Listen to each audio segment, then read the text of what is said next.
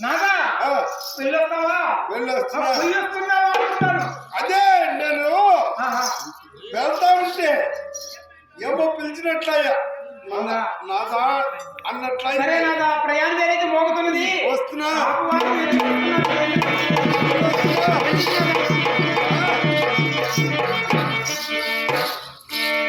ఓ నాదా, నువ్వు పోయిందావు నిప్పురాయి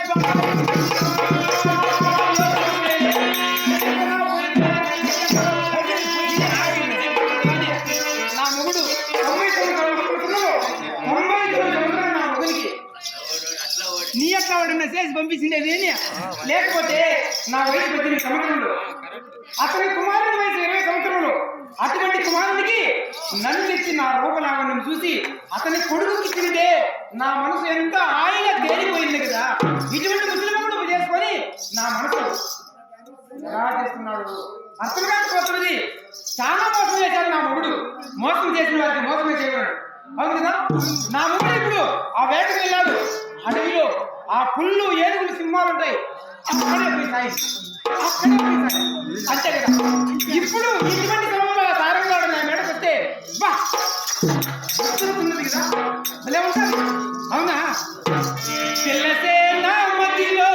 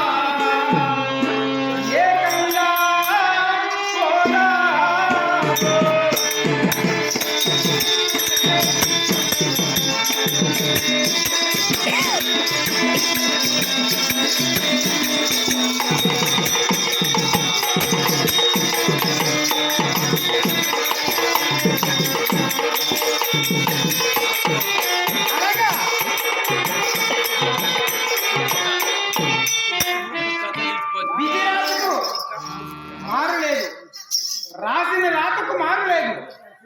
ఏది ఏమైనా సరే ఆ సారథి గడువు నా మేడక రప్పించుకున్నాడు. ఏమి చేస్తే వస్తాడు.